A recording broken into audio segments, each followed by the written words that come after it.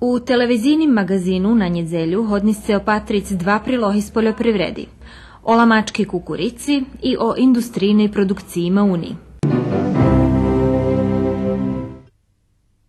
Jaki ruski vidanja predstavila novinsko vydavateljna ustanova Ruske slovo na sajme knjižkoh u Beogradze tiž doznace u magazinu. Pririhtujeme i pripovedku o tim na jaki sposob označena 20 ročnica snovanja Caritasu našoho apostolskoho egzarhata. Na nedjelju u Vidzice i jaki darunok z inožemstva dostali kocurski dobrodzečni ohnjohasci. Na jaki sposob bikičanje rišuju pitanje atmosferskih vodoh kolo cerkvi tiž doznace u magazinu.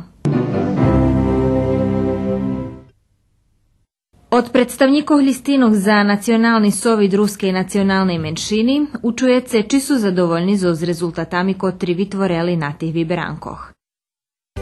Na šore i nove vydanje emisiji Široki plan, u ktorim host budze profesor dr. Julijan Malacko z Novog Sadu.